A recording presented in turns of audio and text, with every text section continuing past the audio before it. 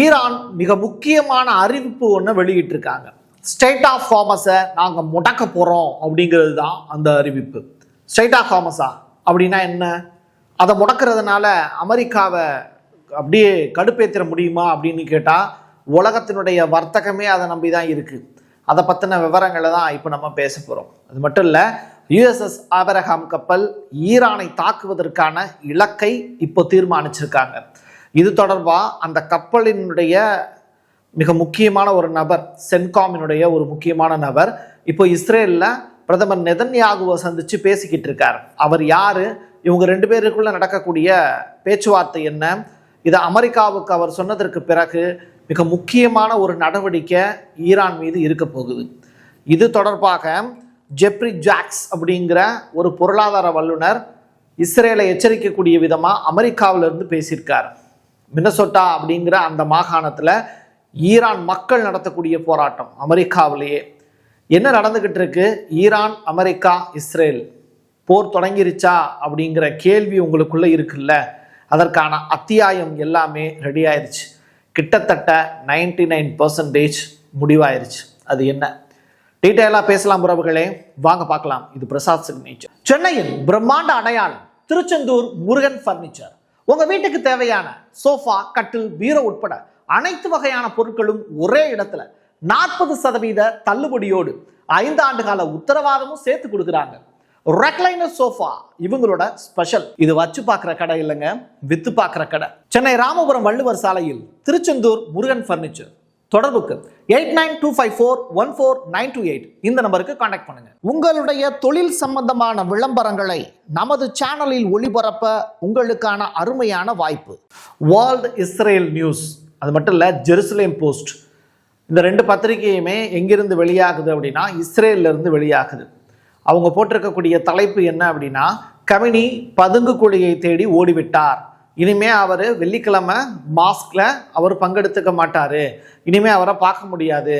இப்போ அவர் அமெரிக்காவினுடைய கண்ணில் படக்கூடாது அப்படிங்கிறதுக்காக பதுங்கு குழியை தேடி ஓடிவிட்டார் அப்படிங்கிற ஸ்டேட்மெண்ட்டை கொடுத்துருக்காங்க. இது ஒரு பக்கம் செய்தி, வந்த செய்தியை நான் சொல்றேன். பட் கமினி அவர்கள் அதைத்தான் செஞ்சிருக்காரான்னு கேட்டால், ஒரு போர் அப்படின்னு ஒன்று நடக்குது அப்படின்னா தலைவனை பாதுகாக்க வேண்டிய பொறுப்பு அப்படிங்கிறது ஈரானுக்கும் இருக்கு, இஸ்ரேலுக்கும் இருக்கு. இஸ்ரேலுடைய பிரதமர் நெதன்யாகு அவர்கள் ஒரு பாதாள அறைக்குள்ள தான் 12 நாட்கள் ஒளிஞ்சிருந்தார் அப்படிங்கிறது எல்லாருக்கும் தெரிஞ்ச விஷயம்தான். அப்போ இங்க தலைவன் பாதுகாக்கப்பட்டா மட்டும்தான் போர் உத்திகள் அடுத்த கட்டத்தை நோக்கி நகரும். அதுல மாற்று கருத்தே இல்லை. இது ஒவ்வொரு போருக்கு முன்னாடியும் தலைவர்கள் அவங்களை காக்கக்கூடிய மிக முக்கியமான தளபதிகள் செய்யக்கூடிய காரியங்கள்ல ஒண்ணுதான் ஸ்டேட் ஆஃப் ஹார்மஸ். அதாவது பாரசீக வளைகுடாவையும் ஓமன் வளைகுடாவையும் ஒன்றாக இணைக்கக்கூடிய மிக முக்கியமான பகுதி. ஒரு ஜஸ்ட் ஒரு 20 to 22 கிலோமீட்டர் தான் அதனுடைய ரொம்ப மிக முக்கியமான பகுதி அப்படின்னு சொல்லுவாங்க இந்த ஸ்டேட் ஆஃப் ஹார்மஸ்ல. அதாவது இப்போ அந்த ஏரியாவை டோட்டலாக க்ளோஸ் பண்ண போகிறோம் அப்படிங்கிறாங்க. அது எந்த ஏரியா பிரசாத்? ரோடா அப்படின்னு கேட்டால் கிடையாது, அது ஒரு கடல் பகுதி. ஒட்டுமொத்தமாக ஈரானு, ஓமனு, அதற்கு பிறகு யுஏஇ, இந்த 3 நாடுகளுடைய வர்த்தகம் மட்டுமல்ல, ஒட்டுமொத்த உலகத்தினுடைய வர்த்தகத்தில் 30% கப்பல் போக்குவரத்து அப்படிங்கிறது அந்த ஸ்டேட் ஆஃப் ஹார்மஸ் அப்படிங்கிற அந்த இடத்த கிராஸ் பண்ணாதான் வர்த்தகமே இயங்கும். அப்போ நீங்கள் ஆயில் ஏற்றுமதி இறக்குமதியாக இருக்கட்டும், பொருட்களை வாங்கி விற்கக்கூடியவங்க ஒரு இடத்துல இருந்து இன்னொரு இடத்துக்கு பொருட்களை கடத்துறதாகட்டும், இது எல்லாமே பாதிக்கப்படும். இது இங்கே மட்டும் கிடையாது, நம்ம இந்தியாவில் தமிழ்நாடு வரைக்குமே நமக்கு ஒரு பொருள் வரணும் அப்படின்னா அது ஸ்டேட் ஆஃப் ஹார்மஸினுடைய கப்பல்கள் சேர்ந்துச்சுன்னா மட்டும்தான் நமக்கு தேவையான பொருட்களே இங்கே கிடைக்கும், வெளிநாட்டு பொருட்கள் கிடைக்கும். இதை ஈரான் இப்போ பிளாக் பண்ண போகிறதா அனௌன்ஸ் பண்ணியிருக்காங்க. எப்போ அமெரிக்காவோ இஸ்ரேலோ ஈரான் மீது அட்டாக் பண்ணுறாங்களோ அப்போ நாங்கள் அதை க்ளோஸ் பண்ணிடுவோம் அப்படின்ட்டாங்க. அப்போ இது அமெரிக்காவுக்கு விடுக்கப்பட்ட மிகப்பெரிய அளவிலான சவால் தான். எதுக்கு பிரசாத் இவ்வளவு தூரம் மூச்சு பிடிச்சி கத்துற அப்படின்னு கேட்டால், யுஎஸ்எஸ் ஆபிரகாம் கப்பல் மிடில் ஈஸ்ட் ஏரியாவுக்குள்ள நுழைஞ்சிருச்சு அப்படிங்கிற தகவல் வெளியாயிருக்கு. முதல்ல சென்காம் அப்படின்னு சொல்லிட்டு ஒரு முக்கியமான அமைப்பு, அவங்கள பற்றி நம்ம தெரிஞ்சுக்கணும். சென்காம் அப்படின்னு சொல்கிறாங்களே, அவங்க யார் அப்படின்னு. அதாவது ஃப்ளோரிடா, அமெரிக்காவினுடைய ஃப்ளோரிடா இருக்குல்ல, அங்கே பார்த்தீங்கன்னா இதனுடைய தலைமையகம் இருக்குது. அமெரிக்காவினுடைய பாதுகாப்பு அப்படிங்கிறது நேவி சம்பந்தமா முடிவெடுக்கிறதுல இந்த சென்காமினுடைய பங்கு முக்கியமானது. அமெரிக்க கப்பல்கள் எல்லாத்தையுமே அந்த அமைப்பு தான் பாதுகாக்கும்.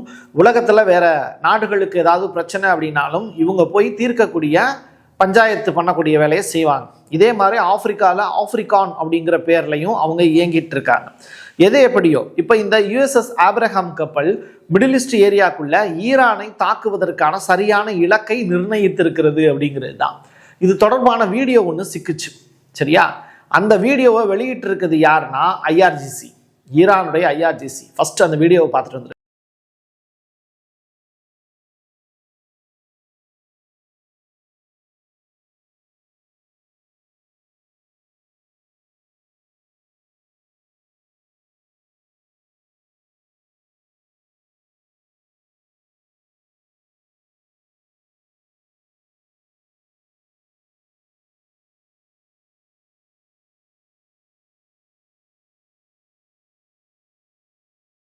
இப்போ இந்த சென்காமினுடைய மிக முக்கியமான இராணுவ ஜெனரல், அவர் பேர் பிராட் கூப்பர் அப்படிங்கிறது தான். அவர் என்ன பண்ணியிருக்காரு, இஸ்ரேலுடைய ஹாரட்ஸ் பகுதிகளுக்குள்ள ஒரு சின்ன ஷிப்பு மூலியமா போயிருக்கார். இது தொடர்பாக ஒரு பத்திரிகை செய்தி வெளியிட்டிருக்கு. எப்படின்னா, இஸ்ரேலுடைய பிரதமர் நெதன்யாகவும் இந்த கூப்பர் அப்படிங்கிற நபரும் மிக முக்கியமான ஒரு சில விஷயங்களை பேசியிருக்காங்க. அது எப்படின்னா, இப்போ இஸ்ரேல் ஈரானை அட்டாக் பண்ண போகுது அப்படின்னா ஈரான், UAE, அதற்கு பிறகு கத்தாரு, அமெரிக்காவினுடைய தளங்கள் இருக்கக்கூடிய மிக முக்கியமாக ஈராக்லையும் ஒரு தளம் இருக்கு. இந்த பகுதிகள் எல்லாத்தையுமே ஈரான் அட்டாக் பண்ண வாய்ப்பு இருக்கு. அப்போ இந்த USS ஆப்ரஹாம் கப்பல் இருக்குல்ல, அதுல ஏர் டிஃபென்ஸ் சிஸ்டம் இருக்கு. அப்போ இங்க இருந்து ஈரான்ல இருந்து ஒரு ஏவுகணை பறக்குது அப்படின்னா அதை மற்ற அமெரிக்க தளங்களுக்கு போக விடாம தடுக்கிறதுக்கான வேலையை ஏன் நீங்க அந்த இடத்துலயே வச்சு செய்யக்கூடாது, கடல் பகுதியிலேயே அப்படிங்கிற அந்த விஷயத்தையும் பேசிக்கிட்டு இருக்காங்க. இது ரொம்ப ரொம்ப முக்கியமான ஒரு டீலிங்கா பார்க்கப்படுது. அவங்க கிட்ட இவ்வளவு வான் பாதுகாப்பு தளங்கள் இருக்கே, ஈரான் கிட்ட என்ன இருக்கு அப்படின்னு கேட்டா, ஈரான் கிட்ட ரஷ்யா கொடுத்த S-400 அப்படிங்கிற அந்த ஏர் டிஃபென்ஸ் சிஸ்டம் ஏற்கனவே சேர்ந்துருச்சு. சீனா கிட்ட இருந்து பல கட்டமாக சரக்கு விமானங்கள்ல அந்த வான் பாதுகாப்பு தளங்கள், ஏவுகணைகள்லாம் சேர்ந்துருச்சு. ஈரானும் இப்போ ரெடி தான். பட் ஈரான் கிட்ட இருக்கக்கூடிய வான் பாதுகாப்பு தளத்திலேயே ரெண்டு முக்கியமானது என்ன அப்படின்னா, CORDAT-15 அப்படிங்கிறது ஒன்று, ராட் அப்படிங்கிற அந்த சிஸ்டம் ஒன்று.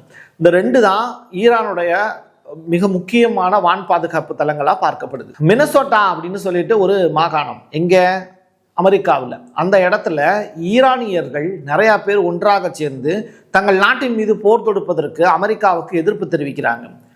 அகதிகளாக உன்னுடைய நாட்டுக்கு இங்க வேலை பார்த்து இந்த நாட்டினுடைய செல்வத்தை பெருக்கி தந்த எங்களை நீங்கள் தேவையில்லாமல் அட்டாக் செய்வது அப்படிங்கிறது தவறு அப்படிங்கிறத வலியுறுத்தி அந்த போராட்டம் பெரிய அளவில் நடந்துகிட்டு இருக்கு.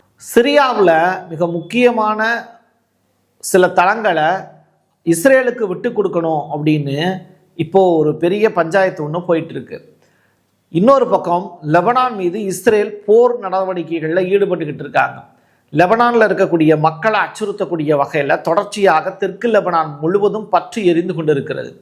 சிரியாவில் இருக்கக்கூடிய ஃபாரின் மினிஸ்டர் சிரியாவினுடைய நிலப்பகுதியை இஸ்ரேல் கடனாக கேட்கிறது, குத்தகைக்கு கேட்கிறது அப்படிங்கிற புதியதொரு புகாரையும் எழுப்பியிருக்காங்க. இப்படி குத்தகைக்கு விடக்கூடிய இடங்கள் அப்படிங்கிறது நாளடைவில் இஸ்ரேலே டேக் ஓவர் பண்ணிடும். அதனால அப்படி ஒரு வாய்ப்பை அல்சாரா அவர்கள் ஏற்படுத்தக்கூடாது அப்படின்னு சிரியாவினுடைய ஃபாரின் மினிஸ்டரும் இப்போ ரெக்வஸ்ட் வச்சிருக்காரு. இது ரொம்ப ரொம்ப தர்ம சங்கடமான ஒரு நிலையாக பார்க்கப்படுது. எது எப்படியாக இருந்தாலும் ஈரான் தான் ஹவுதிகளுக்கு பாதுகாப்பு, செங்கடலுக்கு பாதுகாப்பு, ஹிஸ்புல்லாக்கு பாதுகாப்பு, சிரியாவுக்கு பாதுகாப்பு, அது மட்டும் இல்லை லிபியா அப்படிங்கிற நாட்டுக்கும் அவங்க தான் பாதுகாப்பு. அப்போது இவ்வளவு நாடுகளுக்கு பாதுகாப்பு கொடுக்கக்கூடிய ஈரானை ஷாக்களுடைய ஆட்சியை கொண்டு வந்துட்டா அங்கே மீண்டும் ஏகாதிபத்தியம் அப்படிங்கிறதும் மேற்கத்திய கலாச்சாரத்தையும் கொண்டு அந்த நாடு மட்டுமல்ல சுற்றி இருக்கக்கூடிய மிடில் ஈஸ்ட் எல்லாத்தையும் வளைத்து போடுவதற்கான ஒரு பெரும் வாய்ப்பும் கிரேட்டர் இஸ்ரேல் அப்படிங்கிற எங்களுடைய பெரும் கனவும் நனவாகும்.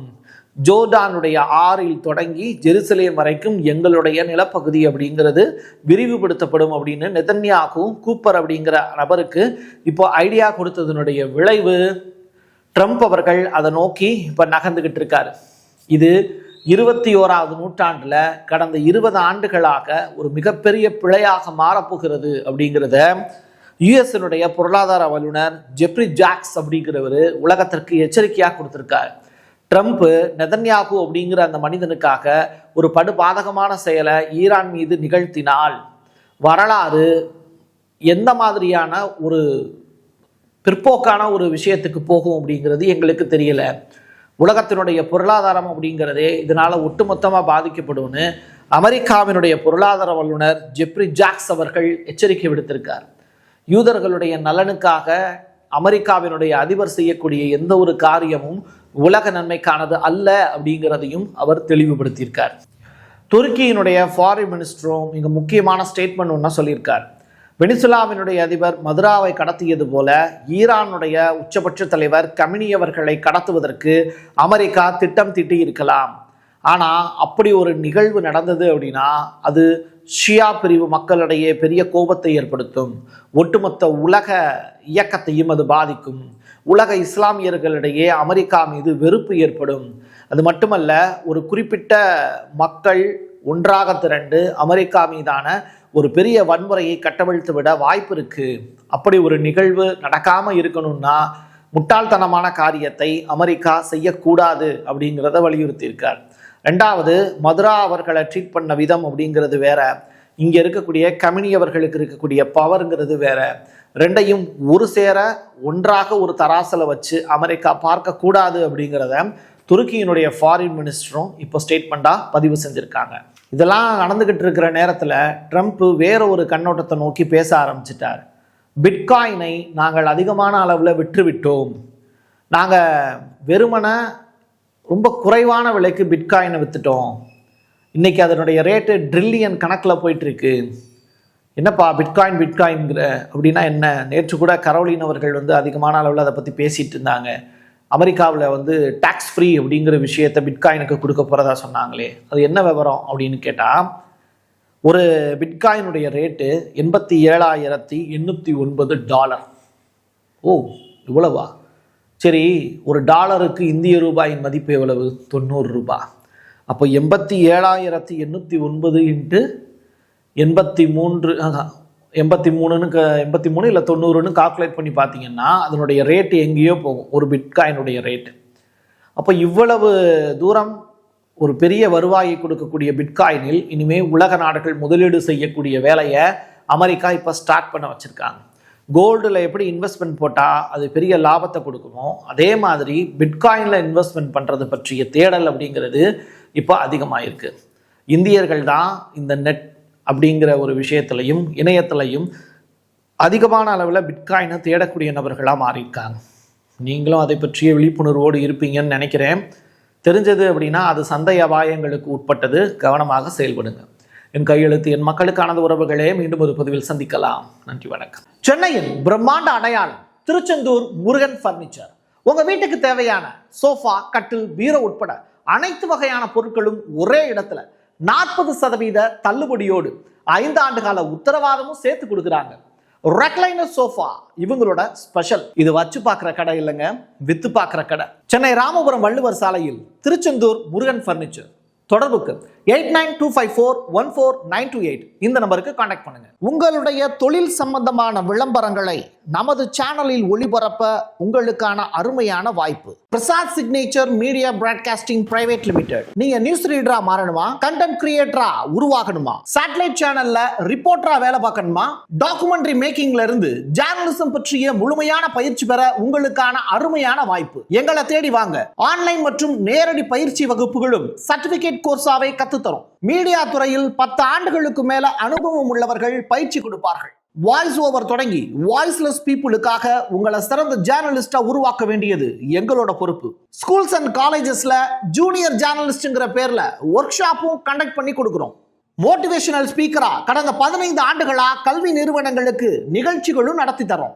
தொடர்புக்கு 9944790333 94493594 prasad signature@gmail.com.